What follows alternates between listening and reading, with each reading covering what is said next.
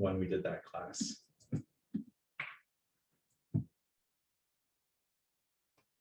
Okay, so welcome back to Existentialism, Myth of Sisyphus, Day 2. We're going to finish out the book.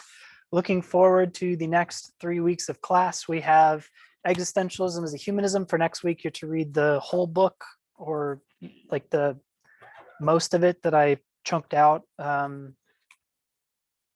which involves, you don't have to read the introduction or the comments on a stranger, or even some of the debate that happens at the end of Sartre's lecture. So that was, it's like a recording of a live lecture that Sartre gave. Those are like his lecture notes, basically. So that'll be next week. And then the 2 weeks following that, we have the Ethics of Ambiguity, which is going to be our most challenging and most amount of reading. When we get closer to it, I might change the assignment, because I have us reading like 80 pages one week and then 100 pages the next week, which is intense. And they're like not easy pages either. But then there's just not time to like give the book the full treatment it needs, as well as have done everything that we've done. So if there's a way that I can pare it down, I will. So I'll be looking into that. So, just keep your eyes peeled for updates to the syllabus. But if not, then, we'll just read the whole book, which it's a great book. It'll be a good cap for everything we've done this summer so far. Great. So just some administrative stuff before we begin with the philosophy. We have, like I just mentioned, we have 3 lectures left after this one. This is one of 4 that is it for us.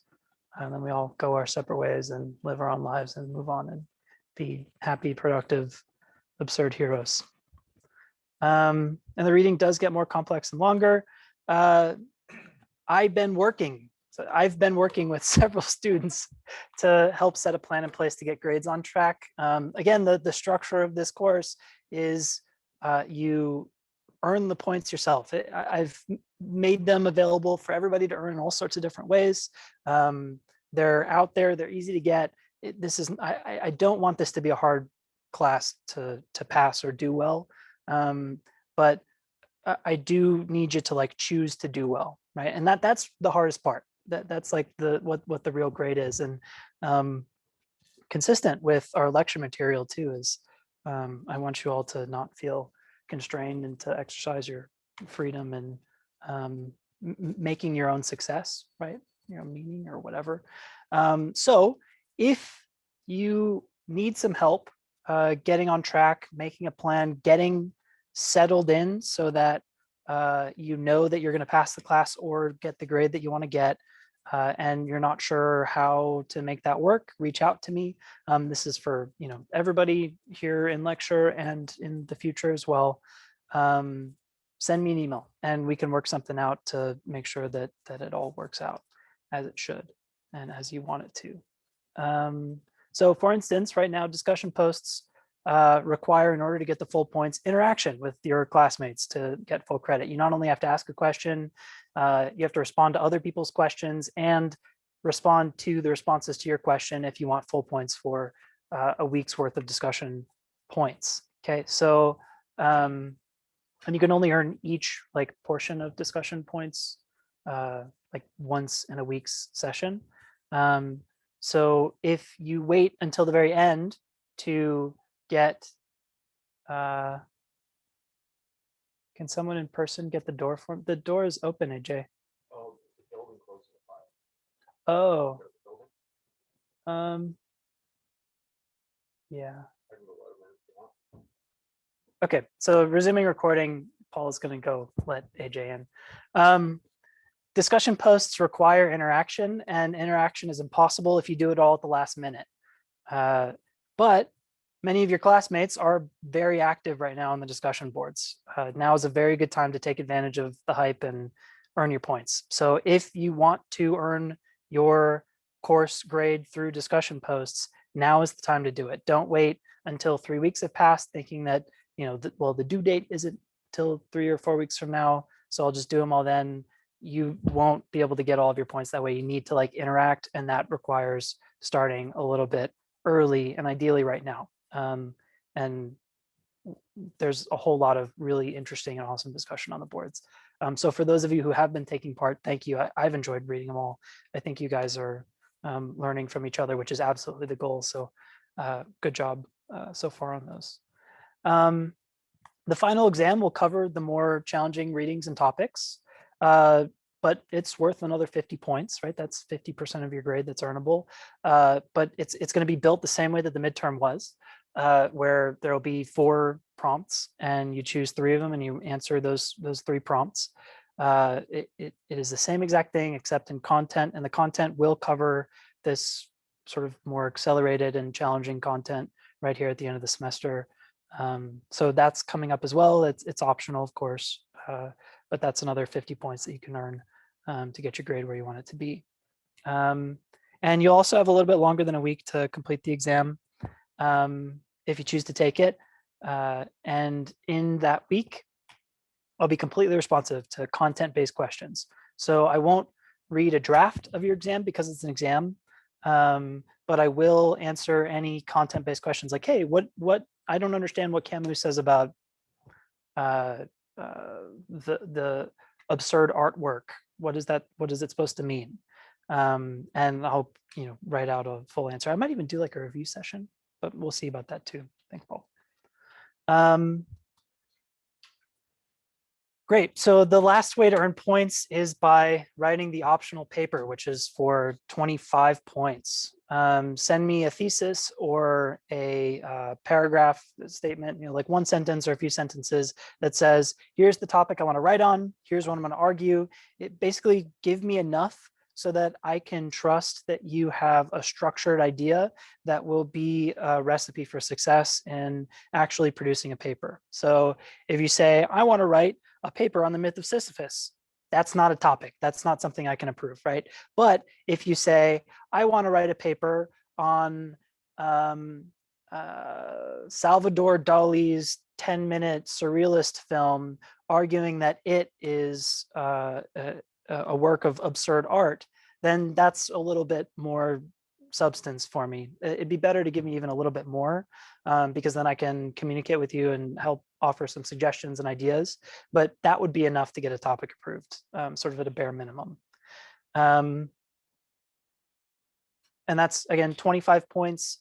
The due date for getting a topic approved is, I think, July 26th, and the paper is due, I want to say, August 4th or 10th or something. Grades are due August 16th, and I need at least a week to go through all the papers. So I'm sure I set the due date to like August 4th or slightly after. So get doing that quickly as well if you would like to write a paper. Oh yeah, there it is. I wrote it on the slide. July 26th is the date to get a topic approved, and August 4th is the paper due date. And as always, if you need help, reach out. I want to see everybody learn, pass, and excel. So help me help you guys do that. Great. Any questions about administration, stuff, grades, etc., all of the above so far before we move on to today's lecture content? I have a question. Okay. So you, if I understood correctly, you said we can't post on multiple discussions for points within 1 week. Is that right? Yeah, so the way that the discussion points are set up is that you can only earn each allotted grade like in 1 week's session once. So you can earn, I think it's like 2 points from asking a question once. You can earn the 3 points from responding to someone's response to your question once, and you can respond to another student's question once and earn those 10 points. And you can do that. There's 10 discussion posts, so there's a total of 100 possible discussion points. But you couldn't just respond to 2 students' questions and earn 10 points for that week. You'd have to go through the process of asking your own and then responding, right? And the idea here is in making that part of the grade optional and also capable of being like 100% of the course's grade value, is that the lesson to be learned in discussion is not just in regurgitating content or satisfying some end goal, but rather like engaging with your classmates, right? Is that it's putting the philosophy into practice. And as long as you're doing that, then, I think that I'll have satisfied my own needs and qualifications for, like being a professor in that situation. So I think that you guys learn when you learn from each other, and that requires the interaction and engagement. And can we go back to past weeks discussion Yes, and get points? Okay. absolutely. So all of the discussion boards are open for the entire summer session or until the due date. I think it might be on the syllabus, and if it's not, then I need to put it on there. But it'll be like about August 4th, right, with the paper, so that I'll have time to go through and grade everything. But you can comment on any of the discussion posts within the grade parameters that's on the syllabus from any week until the final due date at the end of the semester. Cool. Any other questions? Session boards, papers, tests? Great. Okay. Last time I made this meme. This is my first one that I made this semester. Last time in the myth of Sisyphus, we learned that the world is absurd. Hello. In response to the absurdity of I suppose it's not the world that's absurd, but our relationship to the world, right? The relationship between being human and being a part of the world is absurd. And that the two natural, naive or unreflective, pre-reading the myth of Sisyphus responses to this relationship of absurdity is to commit suicide, to say it's all too much for me, or to commit philosophical suicide, to take a leap or to turn away from, right, the absurdity of your existence in the world. So philosophical suicide is a kind of living unauthentically, sort of lie to yourself. You know that the world is absurd, and that if you really bring the essentialism of your or idealism that you're using to turn away from the absurd to its logical conclusion, so says Camus, then it will become absurd too. There's no escaping it. That eventually, no matter what, you're going to end up in the absurd, and you know that when you started out thinking in this new way, and you're going to end up knowing it in the end, and all of that in between time will have been inauthentic. But there's a middle path, says Camus in the first half of the myth of Sisyphus. And that middle path is to hold a constant, lucid awareness of the absurd, to not turn away, to stare it head on. And from this lucid awareness, Camus draws his three consequences: his revolt, his freedom, and his passion. And what we see, and what I indicated last week, was maybe a specious argument or not an argument at all, or at least in my estimation questionable, which is not to say that it's incorrect or the wrong way to think, but it's not clear how strong the deduction from revolt, freedom, passion is to a life of quantity over quality, but we'll talk about that today. It'll be one of the main topics of today's lecture. But the idea is that by engaging in this constant lucid awareness of the absurd, that we live a life of quantity over one of quality, and this becomes the like modus of our practical reasoning, how we decide what to do. But how does the absurd hero live? How does the person who lives with this constant lucid awareness of the absurd do? And what does a life of quantity look like? Right? And this is the question or the problem that Camus deals with in part 2 of the myth of Sisyphus. Okay, so the lover, the actor, the adventurer, these are his three characters. In part 2, Camus gives us three different characters who exemplify living with a completely lucid awareness of the absurd. And it's not a direct overlap, but I thought this was kind of interesting that Nietzsche has his own three like exemplar characters in the philosopher, the saint, and the artist. And Camus has the lover, the actor, and the adventurer. And I suppose I should say at the outset, I just used the word exemplar. Camus is very careful. In fact, if not even careful, then just like almost vehement. He very strongly says, look, these people aren't meant to be examples. You're not meant to live like them. You're meant to live in your own way. You're meant to live in the way that like fate has forced you to face the absurd, and to not turn away from that. So don't take these people as they have it right. So if I do like they do, then I'll have it right too. That's the wrong way of reading the absurd hero.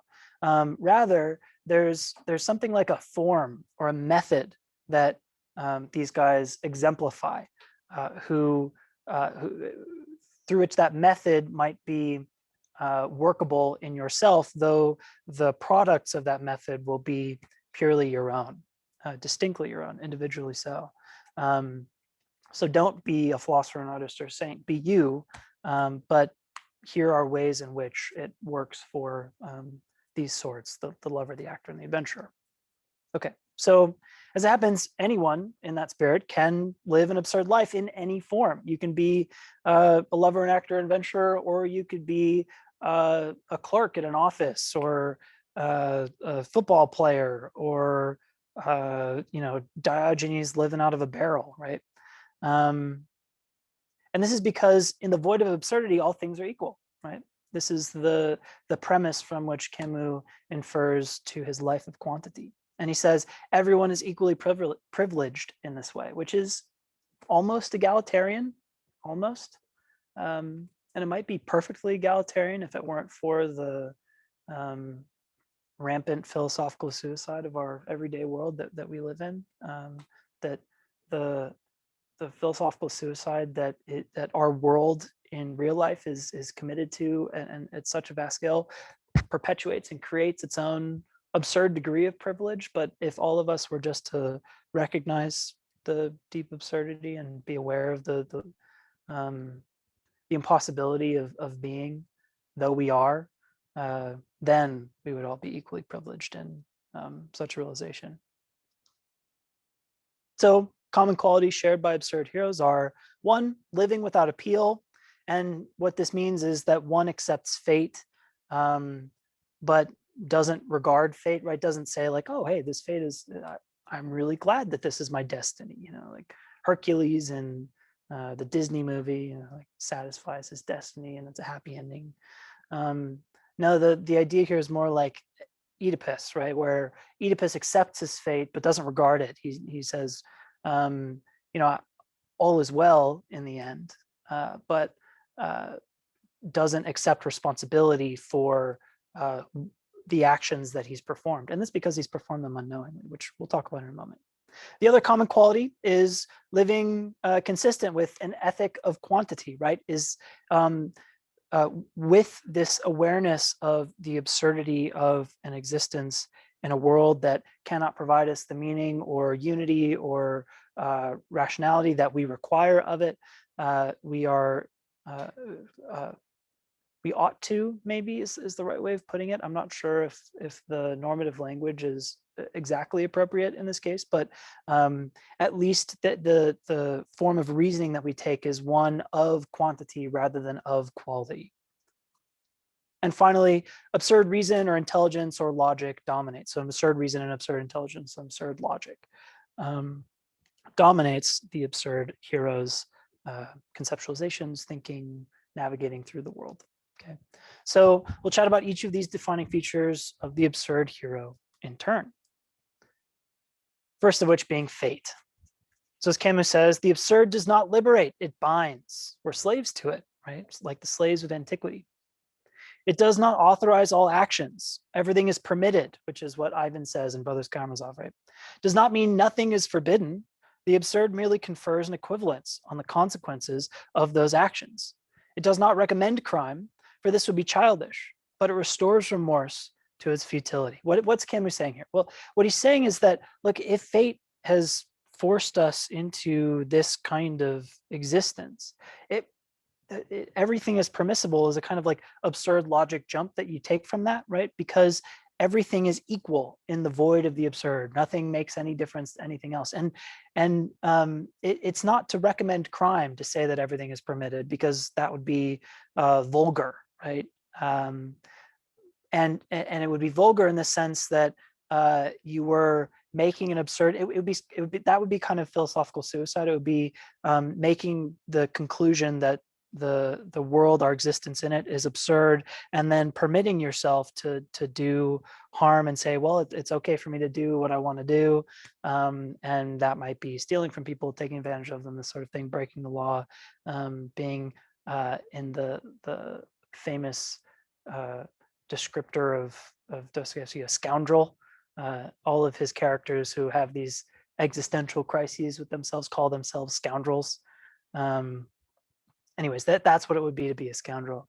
Rather, the idea is just that in the light of, or lack thereof, of the void, the absurd, we are equal in all actions. Nothing is better or worse than anything else. There's no moral hierarchy of action. There just is, right? And what is absurd, bar none. Okay, so because of this, Oedipus at the outset obeys fate without knowing it. But from the moment he knows, his tragedy begins. And if you guys have read the Theban plays, this is true, right? So Oedipus is this hero of Thebes who saves the city from destruction and solves the Sphinx's riddle. And because he solves the riddle and saves Thebes from destruction, they make him king by marrying him to the current queen, whose husband was mysteriously murdered several years ago. And so he marries the queen and is like the hero of the city, has a family. He has 2 sons and 2 daughters. And what happens is Apollo sends down his arrows to the city, which Apollo was the god of archery and of plague and sickness. And so when Apollo sends his arrows, it just means that he's sending like plague arrows into people and killing them. And so the fields go barren, the crops die, the animals die, and people are becoming sick.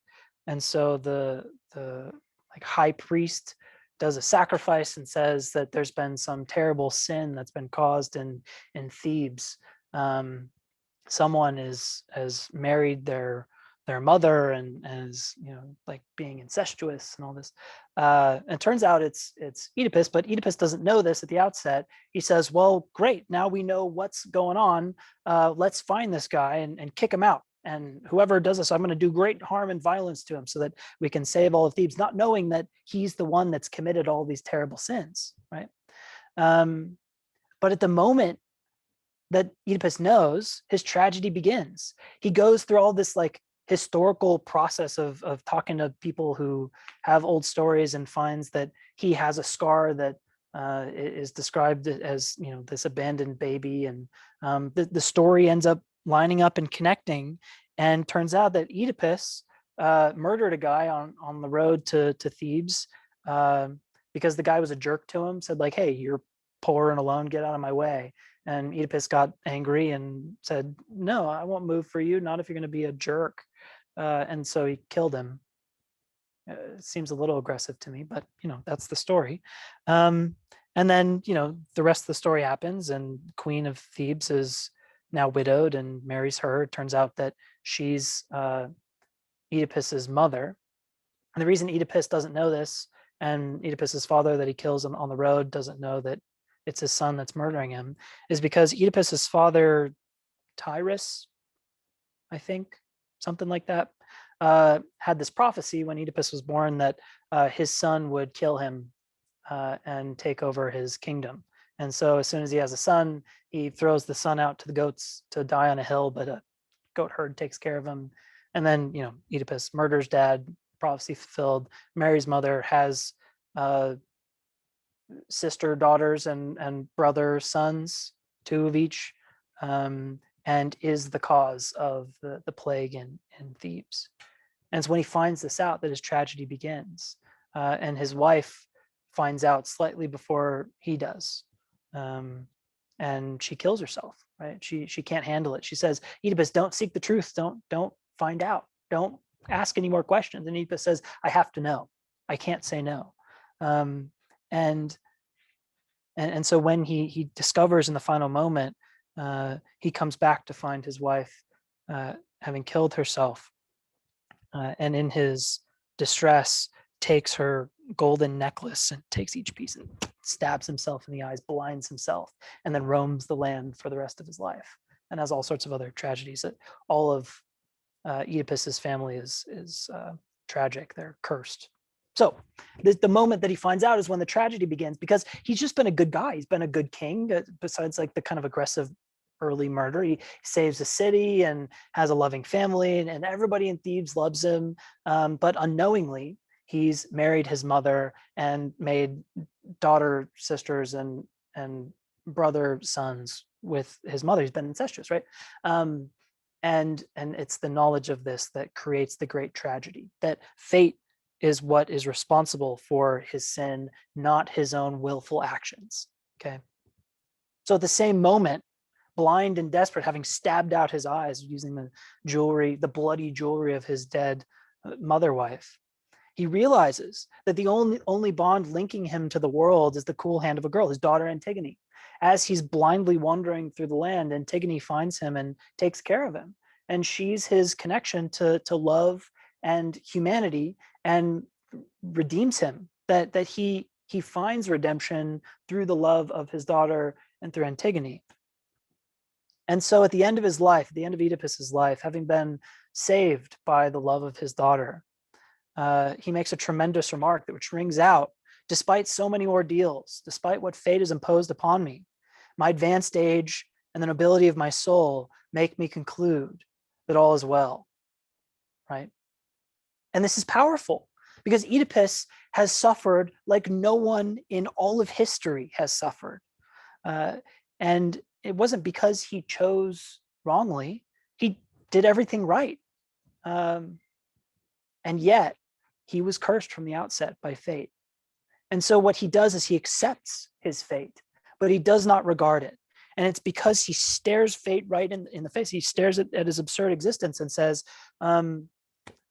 screw you, I'm not responsible for this, but I understand that I am the one through which this tragedy has occurred, and I've suffered for it. And it's due to the nobility of my soul, in spite of all this, that I can conclude that all is well. This is the absurd hero. So the absurd in this way is kind of like determinism, which says that we don't have the power to do otherwise, that our free will is limited. The effects of our will are without ultimate purpose, that in a determined world, we might decide something and think that we've decided freely, but it was really just like, natural law working through us. We're all just balls rolling down hills, billiard balls bouncing off of each other. We don't have control, even though it might feel that way. That's what a determinist says. And for the determinist, the effects of our will have no ultimate purpose. We're just billiard balls bouncing off of each other, balls rolling down hills, right? Water flowing downstream. Similarly, with the absurd, the effect of our will is without an ultimate purpose. There's no reason to will one way or another. And we're not necessarily bound by natural law and the natural order. We might be. It would probably be something close to a philosophical suicide to make such a strong metaphysical claim. But we are at least all committed to an absurd existence at bottom. And recognizing this absurd existence affords us revolt, freedom, and passion, the three consequences. It's a rebellion without win conditions, because at bottom, everything's absurd and will continue to be. You can rebel, but you cannot win your rebellion, but you rebel anyways. And it's a freedom that doesn't liberate you such that the effects of your will have an ultimate purpose, that you can act for the sake of things, that you can act with ends and goals in mind and achieve those ends and goals. No, it only liberates in spirits like the slaves of antiquity, right? Who are liberated in knowing that they're not responsible for their chains. And it's a passion without ultimate satisfaction, that we act, but we're never satisfied. The absurd is never able to become anything more or less or other than what it is. And though we might passionately rebel against it, it will not change. Okay. But in spite of all of this, it is still possible, so says Camus, to live in this state and conclude, as Oedipus does, that all is well. And we may not succeed, But in depleting ourselves against the void of absurdity, we may still find inner repose and calm. And this is what Camus' project in the second half of the Myth of Sisyphus is supposed to indicate to us, how we can get that affective state of mind and being when faced towards the absurd, such that we can conclude, like Oedipus, like Sisyphus, maybe even Prometheus, that all is well, like the absurd hero. Good. And this is just all that I've already said about Oedipus. May I ask a little question here? Yeah. I'm wondering, so is the sense of responsibility that like Oedipus takes for his choices, like taking his eyes, damaging his eyes, taking his sight, he's living with that, with the sense that all is well, because by virtue of the fact that that was his own choice to do that, that was his own response. I'm trying to figure out where the personal responsibility part gives that sense of peace. It's not in that he's like made himself suffer. I mean, maybe in part, but the main thrust of the idea is that he's not accepting responsibility for marrying his mother, for having an incestuous relationship, for making, sister daughters and brother sons, and bringing a curse upon his family. That was all done by fate. He didn't, wake up one day and say, hey, mom, you want to get married? That wasn't his idea. She was just the queen of Thebes to him. And so in looking back and accepting fate, but not responsibility, he's able to say all is well, because it wasn't his willful choice that caused those terrible actions and the curse to come upon him. He was sort of just like blown by the winds of fate into those options, into those actions. And it's his acceptance of the fact that that's how he's been blown about, that he can conclude at the end of his life, through the nobility of his soul, that all is well. He could also scorn fate. He could feel sorry for himself. He could be ignoble, right? He could be a weak character who blames other people or the world or the gods. But no, he just says, I don't accept responsibility for the terrible things that have been done to me, though I accept them. And this is how he's able to conclude that all is well. So that doesn't come at first, like the blinding of himself is done in agony for the realization, but he accepts that as part of the normal response he might have to such news, and just sees it all in context of, this was beyond my control. Exactly. So the Theban plays, it's a trilogy. It starts at the end and then goes like backwards. So it's Antigone is first, which is at the end of the story, and then it's Oedipus Rex and Oedipus at Colonus. And the way the story goes is, as I said about Oedipus, after he stabs his eyes out in like grief and horror, he goes kind of insane for a while and like wanders about and becomes a homeless guy, and nobody knows where he's gone. So he's like completely lost to reason in the world of human existence. And so his brother-in-law Creon takes over Thebes, and Creon is like a despot, tyrannical jerk. Anyways, it takes Oedipus a long time to warm back up to like a reasoned state of being, and it's through like the love of Isthmene and Antigone, his two daughters, and mostly through Antigone, that he's able to recover that. And then eventually he like in Oedipus at Colonus, he goes to Athens, and that's where like his full complete like redemption arc happens. And it's Antigone who like holds his hand and guides him through the wilds of Greece to Athens, to this like grove where he is able to like be redeemed and does ultimately die there as well. So does that answer your question? Yeah, the process, that process answers my question, how he came to the sense of peace and resolution. Yeah. So what Oedipus is responsible for, what he would like say, I accept and I'm responsible for, is his redemption, is his coming to accept what has happened through him, though not of his own will, and say, this was my life. And that's like the nobility of spirit that he has, which is really strongly reflected in Oedipus at Colonus too. He's a poor beggar, though he has a famous name and an infamous name, really. He's wearing rags and has no money or land or people. He only has his daughter, and still, it's like his nobility of spirit that remains in spite of all of the tragedy that he's experienced, undergone. The moral of the story is, don't marry your mother. If that's all that you take away from this class, then that's a success. Small one, but still success. Okay. And Atticus says the Greeks were dramatic. It's true. They invented drama. So no surprise. Okay, so that is the absurd hero's relationship to fate, or the relationship to the absurd. It's the same, it's analogous, or maybe even just equivalent to what Oedipus does with his fate, the absurdity of his own tragedy, is you accept it, but you deny responsibility. Or, well, maybe it's not denying responsibility, but not taking responsibility, saying, look, what is absurd is not mine, but what is mine I accept. And so all is well. Okay, so the ethic of quantity. I did my best to give a fair shake to Camus' description of the ethic of quantity. So what's going to follow is my best shot at that fair shake by constructing an argument in premise, inference, conclusion form, right? And so we'll work through it, premise, inference, conclusion, and then talk about it at the end. Okay, so one, and this is the argument that Camus gives for like why we need to live with an ethic of quantity, right? Why we need to like live lots rather than really well, because there's no such thing as well in the absurd. But anyways, one, all consequences of action are equal in the absurd, right? This is a premise. This is, Camus says it.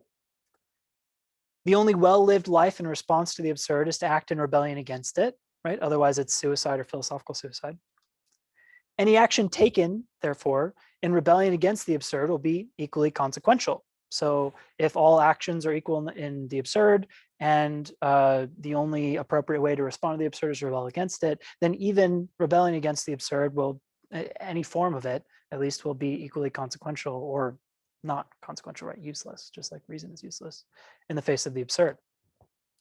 So another premise, the quality of an action is determined by its satisfaction of some end or its consequence, right? That a sandwich is good if it's delicious, or my opening the door is a good deed if someone with 2 handfuls of groceries need to walk through that door and that they couldn't open. But if I'm just opening doors, that's not good. It's because it was for the sake of helping that person get through that the action was good. Okay, so that's just sort of general moral thinking. So if all actions are equally consequential, then the quality of actions cannot determine better from worse lived lives, or lives lived. So an action's quality has no bearing on rebellion against the absurd. If the quality of actions cannot determine the better from the worse, then the criteria for a life well lived must be in the quantity of actions performed in rebellion against the absurd rather than the quality, right? Because quality makes no difference. So the best we can do in rebellion is a lot of rebellion. Hence, in conclusion, lives well lived are those that engage in a large quantity of actions that rebel against the absurd.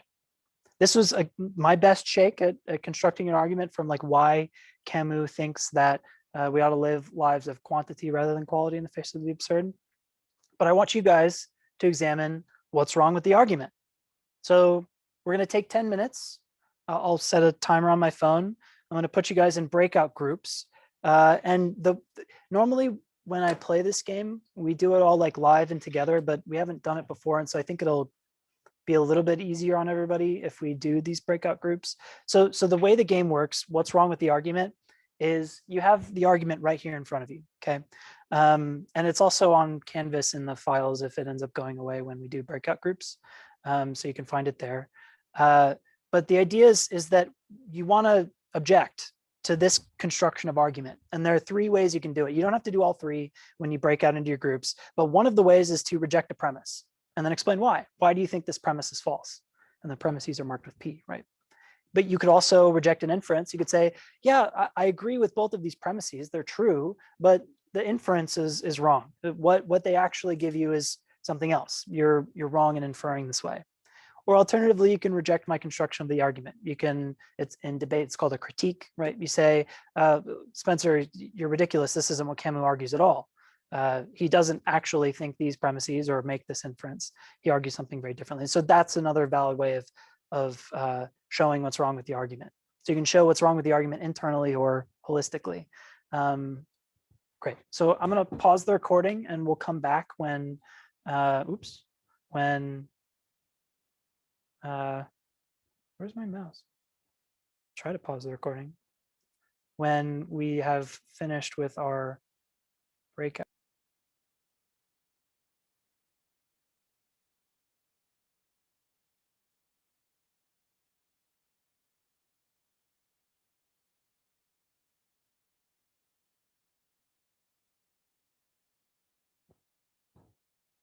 Hello? Okay. Yeah, I turned off my mic. But it's on again and you're all back. So I want to hear what you guys chatted about. What's wrong with the argument?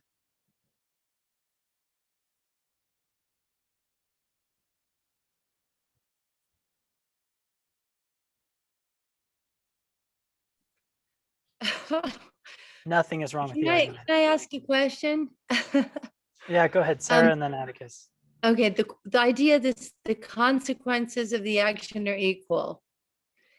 That seems like it's in conflict with the idea of that you find inner peace because you have no connection with what happens to you. So if the consequences of the action are equal, that doesn't mean that whether you have bad intent or good intent, that's not necessarily equal, right? There's no such thing as good or bad intent, right? Because good and Yeah, bad. I'm not getting Oh, it too sorry. well. Well, good and bad are determined by morals and ethics that assume the ability to decide like what's ultimately good and what's ultimately bad, and that there are these standards by which we can guide our actions in these like morally righteous ways or not. But for the absurd existentialist, there is no good and bad. There is only absurd, right?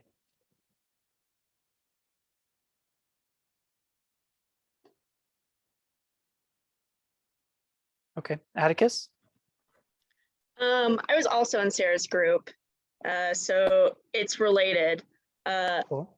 But also we did not reach a conclusion. We were swimming in deep water of like, I raised the problem, which is kind of just rejecting like the whole thing and like absurdity somewhat of like, this seems like a consequentialist argument, and consequentialist arguments are not great in my opinion, of like, if the only thing we're evaluating anything on is a consequence, it leaves a lot of information to be desired.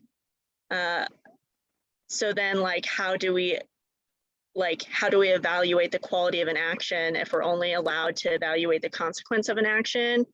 And I like gave an example of like accidentally shooting somebody versus murdering somebody, and how if we're not allowed to view anything besides the consequence, then those actions are the same.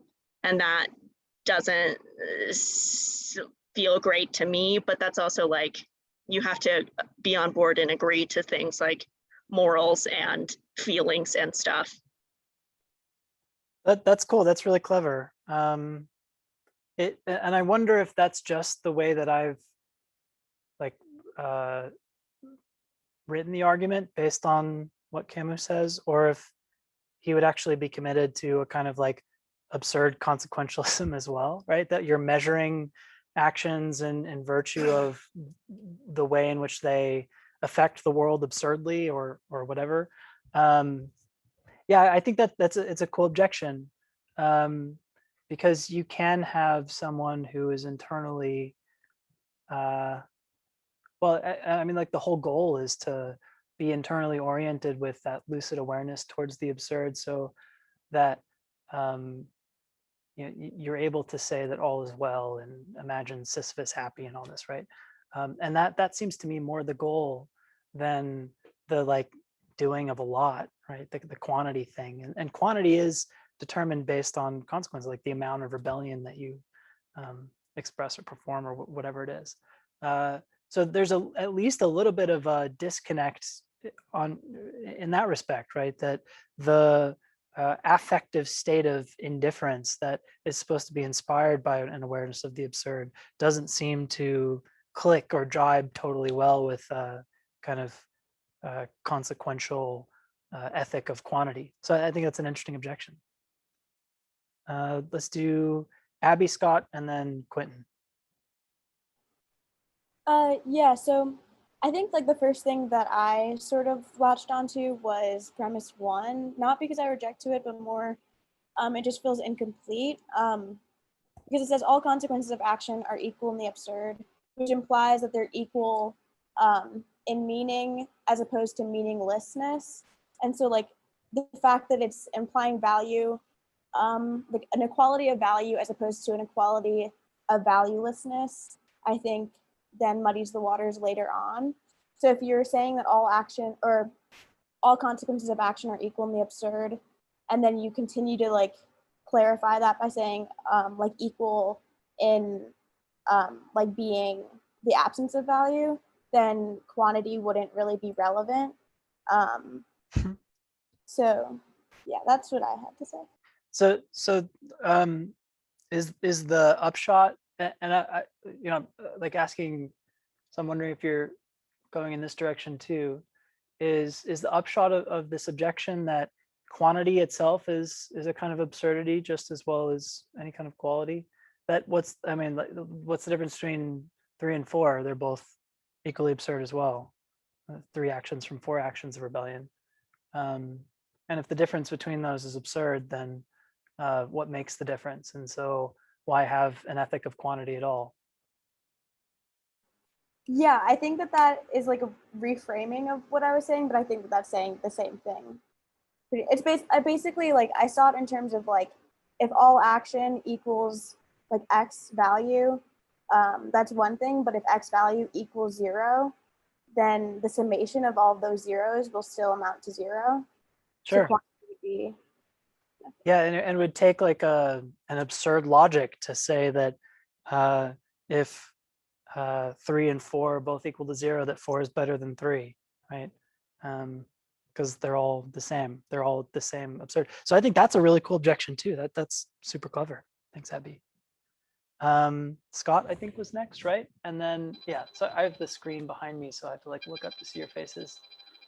So let's do Scott and then Quentin, and then we'll probably move on to the next thing, absurd logic. So go ahead, Scott. I had a very grounded criticism that was very much in the vein of what you and Abby just talked about, and then I have an absurd criticism, so I'll just go with that one now, which is that Okay.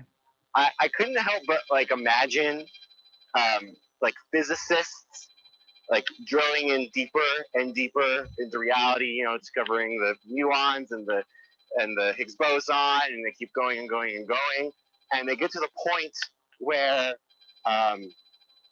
they're able to maybe, you know, hack into like the code of the universe, and they get there and they see that the code of the universe is absurd, and they get this opportunity to change it and decide, well, we're going to make the universe into, you know, let's say a Spinozan, hyper-rational, everything is monistic, right? Eliminating all of his critiques here of how the universe is. And wouldn't that be a high quality rebellion against the absurd to end it? And Cool. All right. So it's like if Neo in the Matrix offered a purple pill to the guy at the bottom of the Matrix in the third movie, what happens then? To be complete, I have no idea. Kind of a neat idea. I think what Camus would say is that you would never get to the point where you get to the bottom of things because the absurd is ubiquitous. But assuming that you could, then yeah, I think the ultimate rebellion would be to succeed. But the assumption is that we never succeed because there's never any bottom. There's no code in the matrix to unravel eventually. So how do you live without the promise of success? But yeah, if you accepted a different ontological premise that there were a bottom that you could dig down to, that or at least you scientifically discovered it, like you're scientifically agnostic as to the ontology of things, absurd or not, or otherwise. You eventually dug down and hit bedrock, and that bedrock was some sort of code you could change. Then yeah, sure, this book would no longer be useful to us. Yeah, be a I'll work get of to work. poetry. Yeah, Yeah, I'll get on it. get to work. Yeah, please don't make the world spinozist. All right, Quentin. Yeah, so mine is kind of bouncing off of what Abby said. And so I'm trying to parse out kind of whether or not Camus wants us to believe there's a distinction between our internal world and the absurd, or whether we're in us looking at it directly, whether we're supposed to exist with it or in it at all times, because the first premise, all consequences of action are equal in the absurd. Well, like Abby was saying, well, then an ethic isn't going to do us much good anyhow. So I'm thinking in that the very fact that he's saying there is an ethic, then he's saying that, there's got to be something internal that, and to me, saying that there's something internal like that, that sounds like what he calls the existential turning away, from the absurd. So I don't know. I think that might be an issue with the argument altogether. Yeah. So what Quentin is objecting to is saying that the ethic of quantity is a kind of philosophical suicide, right? Because it's maybe even like a moral code. It's an odd. It's normative. It tells us that doing lots is better than doing one thing well. Yeah, and so I even hesitated calling it an ethic of quantity. The reason I called it an ethic is because it has kind of like a normative, prescriptive sort of like, this is how you should practically reason. But the reason I hesitated was for a similar intuition that seems that the idea of there being an ethics at all is incorrect. But then this does have some, or at least it's supposed to have some kind of pragmatic power for our practical reasoning and how we decide to rebel against the absurd. What makes one absurd hero different from Joe Schmo? Yeah. I think that's another really good point to bring out the troubling sort of quality of this idea, the ethic of quantity, though it is one that Camus is committed to. I think even given all of our objections that maybe we can dig down and get rid of the absurd, or that even the idea of quantity is itself absurd, or that the ethic feature of quantity is inconsistent with the rest of the project. I think whether or not we accept Camus' ethic of quantity is not terribly consequential to the rest of the argument, how we're supposed to live, because the crux, the turning point, the touchstone of the solution to the problem of suicide, as Camus expresses it, is this lucid awareness, not turning away. And that's where you get the all is well. That's where it all comes from. How that ends up looking can get a little strange and weird, as we see here. But you can get rid of this and still have that, like, the force of power that comes from the lucid awareness. Atticus.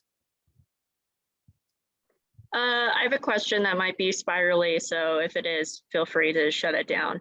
But it seems like there's some, and it's kind of related to Abby's comments also, like there's this effort to not assign value or like these like morally prescriptive words to actions, right?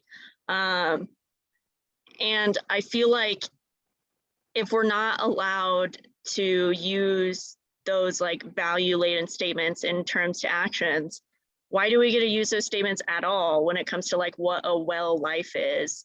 Because that's also like, I don't know, like if we can evaluate in this value-based way what a life is, why can't we do that to actions? And like, why are those separate categories?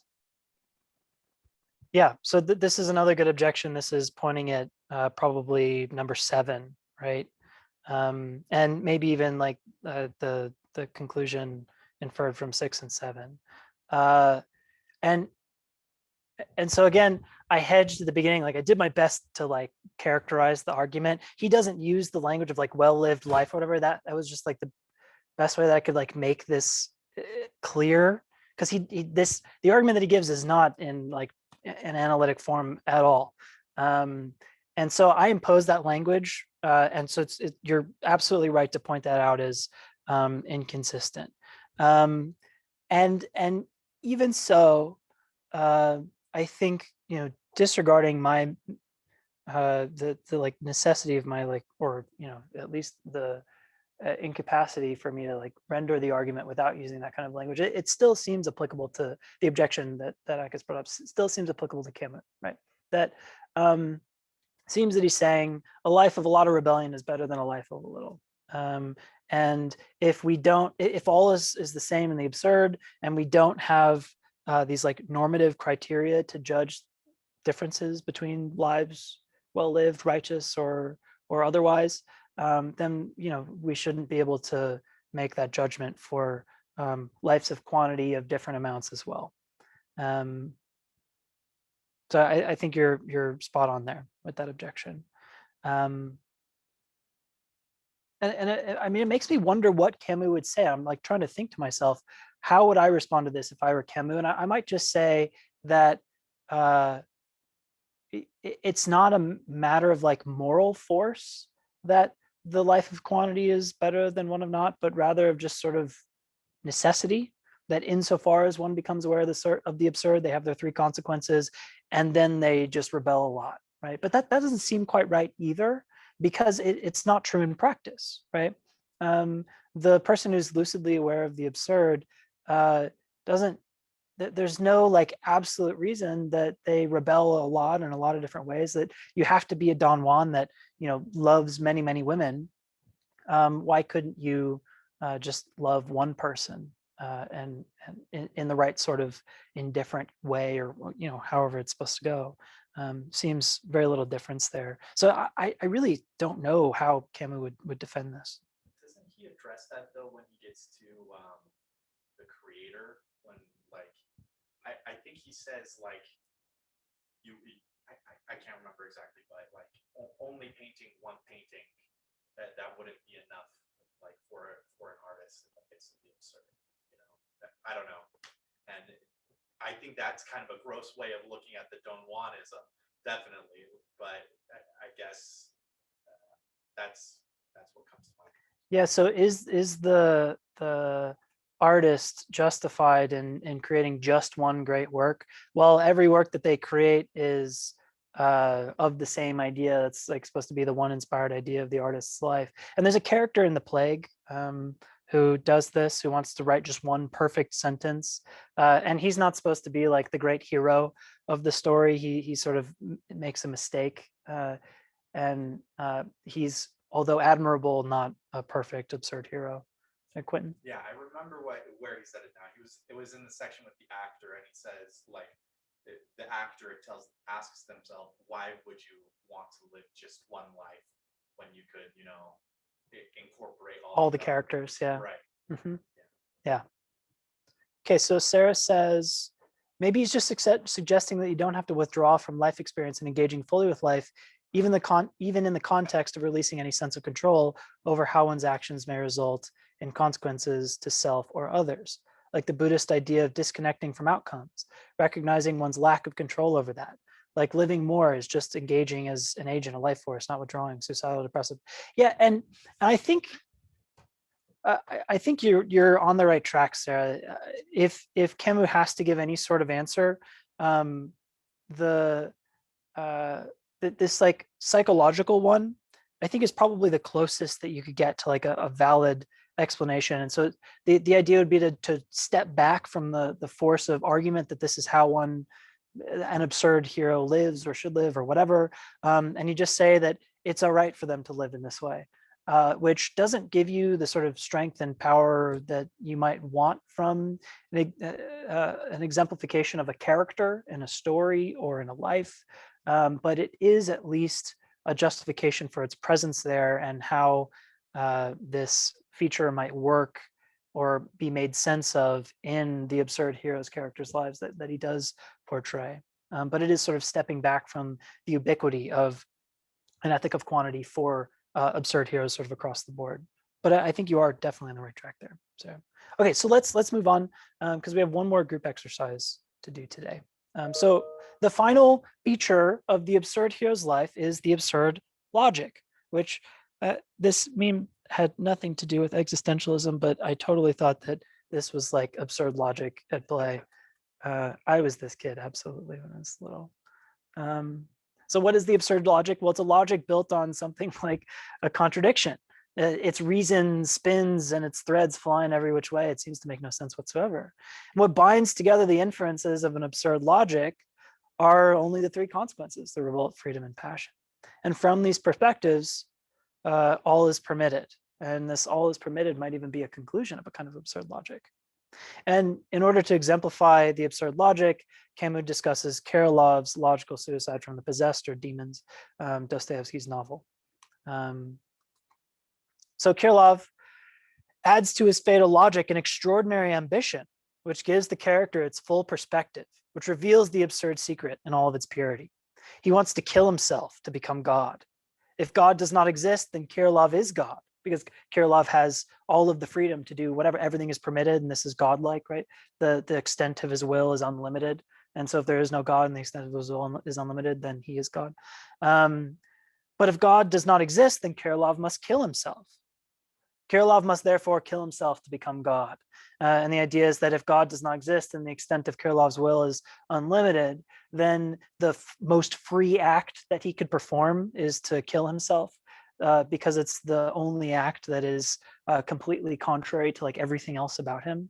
And so he doesn't kill himself because he's turning away from the absurd. He's killing himself as like an empowerment of his freedom. And this is to be contrasted with an ethic of quality, because Kirillov's logical suicide is like the most qualitatively powerful act that you could perform, right?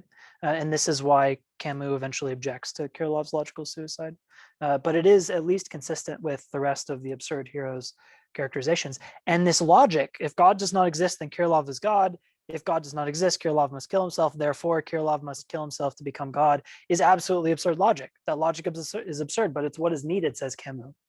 And I'm going to be completely, I have no idea what this is supposed to mean or why it is the way that it is. I will admit that it is an incredibly powerful scene, and it gets you a feel in a particular sort of way. And that might be all that there is in an absurd logic, is whatever je ne sais feeling lives behind the veil of the absurdity of a logical suicide or an exclamation of one. Or even maybe it's the same feeling that lives behind Oedipus's all as well. You feel a sort of power in that. But it's the absurd logic that leads one to conclude as such in awareness of the absurd, that gives you the all is well, and in order to become God, he must kill himself, logical suicide. And so the difference here between an existentialist and an absurdist, and Camus makes this distinction, is that the existentialist commits to quantity rather than quality, whereas the absurdist is trying to like qualitatively empower themselves in the absurd, and the existentialist says suicide is no good because it cuts off our ability to rebel, and rebellion is the only way to make this work, that is existence in the absurd. And so Kirilov's logical suicide seeks equality through an expression of infinite or unbounded freedom to make him, to raise himself up to not a God man, right? God dash man, but man dash God is the idea. He is a human extrapolated rather than a God reinterpreted. And those are supposed to be different ideas. So Kirilov is not an absurd hero as Camus would have it, but rather an exemplification of the first steps an absurd hero takes in deciding how to act or be or live. This is the absurd logic. And if you'd like to see more of an exemplification without having to read the entire chunk of The Possessed, because that's another, all of Dostoevsky's big novels are huge commitments. But if you want to see more of the way that Camus envisions absurd logic working, read Caligula. So the way that Camus published, he published in cycles of 3, where there would be philosophical essay, novel, and play. He was a playwright too. Caligula is the play that completes the trilogy of the myth of Sisyphus and the Stranger, Caligula was a Roman emperor, young guy who had a fever and then lost his mind and did all sorts of crazy stuff. Camus renders Caligula in this play as his absurd hero who does nothing but reason absurdly. It's an awesome play. It's really good. And it's pretty short too. I mean, plays have to be. So the lover, the actor, and the adventurer. Camus gives us these 3 examples. We have Don Juan, who loves equally many times. Every love is just as powerful. It is true love in every case. We have an ethic of quantity. Every love is complete, though the project of loving never ends. There's an absurd logic. Why continue loving at all? Well, you make the absurd reasoning. And finally, the lover dies alone, used up, unable to continue because of the ruinous age and decrepitude of his body. So there's a tragedy of fate. Likewise, the mime of the ephemeral, which is a really fun way of saying actor. Put that on your resume if you're in the theater department. I'm a mime of the ephemeral. Every role is a complete life and being whose existence flickers between the pulling open and closed of the curtains on the stage. This is an ethic of quantity, that you act many characters' lives. The lives, narrative, and story all complete themselves to the actors, who then must return to their constructed world of reality and absurdity. And this is an absurd logic. How do you be the character that you are and also the person that you are at once without an absurd logic? How can you be 2 things at once? You can't. Well, you can, and that's what's needed somehow. Finally, the actor is trying to convince through appearances, knowing that all the while they are none of their appearances, but isn't the person that they are in their real life just as much an appearance? And this is the tragedy of the actor. Prometheus, conqueror, adventurer, guides great powers to become great nations, all the while knowing that all action is useless, which is an ethic of quantity. You become an Alexander. You don't need all of the world, and yet you conquer anyways. You Hellenize.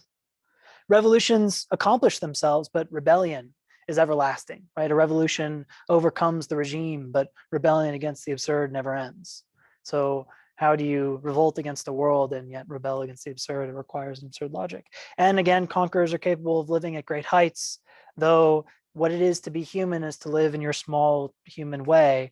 And this is the tragedy, that the man God must also be a man, right? Sort of thing. Or maybe it's the God man must also be a man. Okay. And again, these are only examples. Anyone can be an absurd hero just as long as they remain lucidly aware of the absurd. So I'm going to impose on you guys another group activity. Hopefully this one is just as fun, if not better. You and your classmates have acquired enough donations to finally get your startup, Absurd, a think tank, off the ground. You were interested in bringing an absurdist politician to power in the United States as the first member of the A party. You must first find an appropriate candidate, however, who embodies your think tank's values and political agenda. So here's your assignment. Create an advertisement bulletin, like a page that, like a paragraph where you could like put pictures, like get creative, whatever you want, that does these three things, do all of them, right? What value does the A party support or values? What will be the A party's first bill proposed in Congress? And Republicans and Democrats have their donkeys and elephants. What's the A party's mascot or symbol? Kind of like a fun one. There's rules. So because I'm like inviting you to be political, I'm also going to demand that you be respectful. Okay. So don't get edgy and cringy and be a jerk to your classmates. Like be, like understand that we're working together to, help illuminate a philosophical concept and not to be right. Okay. So be respectful. And also no contemporary or real values or bills allowed. So like values enjoyed by Democrats or Republicans or libertarians or Green Party people, none of that is allowed. You can't choose like values that are actually out there in the political sphere or bills. So infrastructure bill, that's boring. Why would an absurdist want better roads? This is the absurdist party. Be absurd. Okay. So take 15 minutes and the best political poster from your group will earn 2 points each. So make sure to put your names on it. And at home, if you'd like to do this as well, you have until Friday, July 16th. I think that's this Friday to send me your poster. And then after the 16th, I'll evaluate them all and give you guys the bonus points. So I'm asking you to like do something a little goofy and a little silly, but there is a principled reason for this. Like there is like some philosophical content that what Camus is doing and describing the absurd hero as a way to live, how to live, and what politics is like how to live together, how we coexist. And so if Camus were to be, like the candidate of the A party, what would the political platform be? How would Camus, given what we know about the absurd hero, legislate to make a society of absurd heroes, right? And so like, it's a like goofy, silly, fun assignment, but that's the idea. It's like, think about what it would be to live in a world full of people like this and what that world would need in order to persist and exist. And that's what you should be thinking about when you're creating the values and the bill that you're going to propose and maybe even to inspire your mascot. Okay, so I'm going to break you out into breakout groups one more time and you'll have 15 minutes and then we'll complete the myth of Sisyphus. Let me pause the recording again. Okay, welcome back to the recording. If you want to turn in your posts or posters, your bulletins to me from home, for those of you who were not in class today, you may do so until Friday. There are lots of really fun ideas. Move on to the end of the lecture. Okay, so the end of the myth of Sisyphus deals with the artist and with art. As Camus says, all those lives maintained in the rarefied air of the absurd could not persevere without some profound and constant thought to infuse its strength in them. And this is the inspiration, this is the passion, right? How does one live in the absurd? Well, they have their passion, they have their inspiration, they have this strong idea. And it's merely a matter of being faithful to the rule of the battle, of that idea inspiring rebellion. That thought may suffice to sustain a mind. War cannot be negated. One must live or die of it. So it is with the absurd. It is a question of breathing with it, of recognizing its lessons and recovering their flesh. In this regard, the absurd joy par excellence is creation. Art and nothing but art, said Nietzsche. We have art in order not to die of the truth. It's a fun quote. So to live in lucid awareness of the absurd is to be depleted, as Camus tells us. And to be depleted is not only to lose the battle and to run out of juice, but also the will to go on fighting because you're all out of juice. And yet there's an energy that inspires rebellion in us. In spite of being depleted, we continually find ourselves as absurd heroes, inspired to fight against the absurd. It's an energy gained from breathing with it, one profound, constant thought and inspiration. But how can an artistic inspiration of this sort avoid philosophical suicide, not become an illusion that makes us confuse its reality for the reality of the absurd? Well, the absurd discovery coincides with a pause in which future passions are prepared and justified. And it's called Lovers 2 by René Magritte. He was an awesome surrealist painter. This is, I think, my favorite painting. It's a good one. So what this means is that discovery of a creative inspiration consistent with the absurdist indifference is necessary, or is a necessary fuel to continue living. And this inspiration is not hopeful in that it explains why the future must be what it is, because I'm carving this marble for the sake of the David to be, but rather it justifies experiencing that future period at all, right? It's not that the future will be because I have this inspiration and I'm working towards the completion of the idea. No, the inspiration is supposed to be an ongoing one, right? That as long as we are inspired and aware of the absurd, our goal is not to create and settle questions, but to continue asking them in as many ways as we can. And this is good advice. I do a little bit of research on midlife crises, and the way that midlife crises get characterized is that you set up your entire life with goals, right? You want a certain career, a certain salary, a family, a white picket fence, all that, right? And by the time you're 35, 45, 55, right? Whenever you satisfy all of those goals that you set up for yourself when you were, 15, 18, 20, like young person, you complete college, you complete graduate school, you complete the career, you complete the salary, you complete the family, and then what? Now what? You set up your life so that you're just satisfying goals and then you're all out of them. So you buy a Porsche and hope that that makes everything okay. The Porsche is only a representation of what you should have done really early on, which is to set up an interminable sort of end or goal, one that drives you forward continuously, that doesn't satisfy itself, but with completion and moving behind you.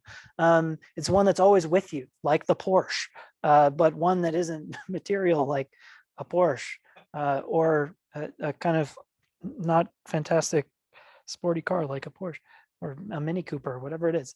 Okay, so meaning is made by describing the absurd as you know it to be through your experience of it, not explaining it away, not explaining the absurd now for the sake of some future, not hoping, but describing, right? And this is the artistic creation, is the description, which we saw in The Stranger, right? That every sentence was a description rather than an explanation. And what you know the absurd to be is your own fate, your own fated lot in that absurd. It's who you are, whether that be a Don Juan, a Prometheus, an artist, an actor, whomever. And so what does this art look like? What does a creation consist in? Camus says, for an absurd work of art to be possible, thought in its most lucid form must be involved in it. The work of art is born of the intelligence's refusal to reason the concrete. It marks the triumph of the carnal. So art begins where thinking ends, just as the absurd begins where reason becomes useless, right? And so what's left is experience, is the body in the world, is being, capital B, being, right? And by being, we are doing art. And when we do it with this inspiration, we create things like Georgia O'Keeffe's Blue and Green music. This is at the Chicago Institute of Art. O'Keeffe did a series where this was, I think, the best one of the series, of trying to represent sound in paint. And so this is her interpretation of song. And it looks a lot like the Northern Lights, which I think is cool. Lots of motion in it, but still having strong, solid lines. Anyways, Camus also says expression begins where thought ends, which is just to say that art begins with intelligence and ends with experience. You don't get art without intelligence, because you don't get absurd without reasoning yourself to it, but you also don't get rebellion without that visceral je ne sais feeling that, oh, is my mic dead? We can hear you. I can hear you. Okay, good. I never know how old these chat messages are, sorry. Okay, so you need reason to get you to the point of absurd, just like you needed to get you to the point of an inspiration, a modus operandi through which your artistic creation will come to be. But the way it comes to be and what it is carnal. It's the body, it's being. So under another aspect, the same is true for music. If any art is devoid of lessons, it is certainly music. That game the mind plays with itself according to set and measured laws takes place in the sonorous compass that belongs to us, and beyond which the vibrations nevertheless meet in an inhuman universe. There is no pure sensation. The absurd hero recognizes as his own these harmonies and these forms, which I think is like totally beautiful expression of like what music is. Super cool. And I put one of my favorite songs that I think is really expressive of this idea at the bottom there too, if you want to listen to it later. Use headphones, good ones for that song. So if that's what the absurd art is, how does the absurd artist, the creator, the absurd hero create? What is this sort of person like? Samsara, there's no words, it's just music and images. It was filmed over the course of 5 years. It's about culture and spirituality and like human experience. It's amazing. I think it's on Amazon Prime too. Fantastic movie. That's what this is from. So Camus says, to work and create for nothing, to sculpture and clay, to know that one's creation has no future, to see one's work destroyed in a day while being aware that fundamentally this has no more importance than building for centuries. This is the difficult wisdom that absurd thought sanctions. Performing these two tasks simultaneously, negating on the one hand, or at the bottom here, and magnifying on the other, in the top GIF, is the way open to the absurd creator. He must give the void its colors. Beautiful. Which is to say that we might think that the absurd artist creates without attachment, similar to like this Buddhist way of creating, the mandala, right? The intricate, these mandalas, by the way, are three-dimensional, that it's sand that's created in a two-dimensional plane, but they're made so that you can imagine them in 3 dimensions. So they're more than just like top-down representations. They have like depth to them. I think is amazing. And then they wipe them clean as soon as it's done. Goodbye, giving the void its colors. So creation here is for the sake of nothing other than the strengthening of one's rebellion against the absurd, giving the void its colors. It's not for the sake of what you're creating or for the sake of pictorializing or representing some essential aesthetic or ethical feature of the world, but rather only for the sake of rebellion, of giving the void its colors. And so this leads us to meaning making. The absurd artist who creates in this way, who creates absurd works of art like music, meaning makes for themselves. This leads to a special conception of the work of art. Too often, the work of a creator is looked upon as a series of isolated testimonies. Thus, artist and man of letters are confused. A profound thought is in a constant state of becoming. It adopts the experience of a life and assumes its shape. Likewise, a man's sole creation is strengthened in its successive and multiple aspects, his works. There is no mystery in human creation. Will performs this miracle. But at least there is no true creation without a secret. To be sure, a succession of works can be but a series of approximations of the same thought.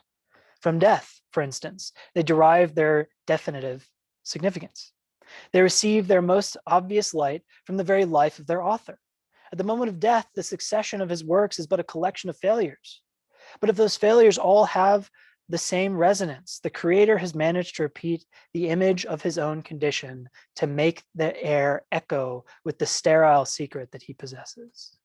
So these are the important features of this quote here. And this is where we get a quality of meaning making. And maybe like if there is any prescriptive claim to come from Camus' existentialist project, which you typically hear is the world is absurd, so make your own meaning. And you think, well, great, I can just do what I want. And as long as I think it's meaningful, then it is. That's not what meaning making is. And that's like a total bastardization of the existentialist project.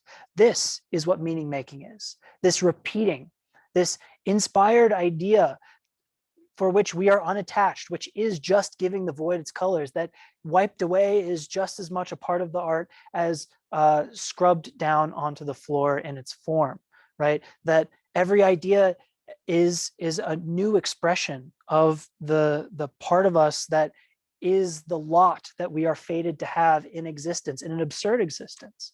And every expression of that is just as absurd as every other. Every creation is just as liable to be blown away, is just as liable to be as meaningless as every other. And yet there is a resonance to it. And that resonance is the meaning making that we do in our rebellion against the absurd through artistic creation. Okay, so we make our own meaning, not simply by choosing whatever we want. That would be a vulgar philosophical suicide. It would be a turning away from the absurd. Rather, meaning is made in the recursive failures, though self-strengthening, of inspired rebellion against absurdity. And they're failures again because everything's absurd and we're fated to, always be in the absurd. So our creative lot in this absurd is not to make the world pretty, like, oh, it's meaningful to me, I like it. But rather to make the world that is absurd a reflection of ourselves, to shine our color through into the void. And we don't get to choose what our color is. It is what it will be. We are a lover, we are a conqueror, we are an artist. Maybe all three, maybe none of them, maybe we're just a store clerk or a politician trying to create the A party, whatever it is, right? But what we are, we have a color, and it is by accepting the absurd and allowing that color to shine through into it that we meaning make for ourselves. And so finally, we get the myth of Sisyphus. And this is where we'll conclude the lecture. So I talked about the myth of Sisyphus at the beginning, and I won't recount it again here. But what matters in life, in rebellion against the absurd, is not to turn away, to leap, or to give in to hopelessness. Even where there is no hope, there can still be life, right? This is why the problem of suicide, if we take this middle path that Camus is guiding us down towards, we don't need to think of suicide or philosophical suicide as problems.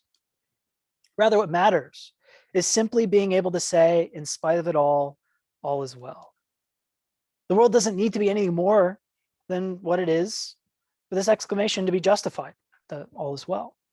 Nor do we humans, as we are, need to be anything more either. We don't need to be God men or man God or whatever. We already are what we are, and that's enough to exclaim that all is well. And maybe in that small sense, meet the absurd to match it, right? So what justifies the exclamation is our attitude and our posture. Can we accept the gratuitousness of an absurd existence and be, capital B, what fate makes of us anyways? Can we be the Oedipus? Can we be the Sisyphus? Are we able to find strength in no other source than what is to be ourselves in spite of it all? And if so, how could it be possible but to exclaim that, yes, all is well? And so Camus leaves us that one must imagine Sisyphus happy. Great. So I'll end the recording there and see you all next week. Also stick around if you guys want to chat or have questions. We went a little bit long today, so I want to just like give everyone the, oh, I'm still recording, give everybody the option of hopping out. But if you do want to stick around, I will be here to field questions and stuff. But I will end the recording and let y'all go.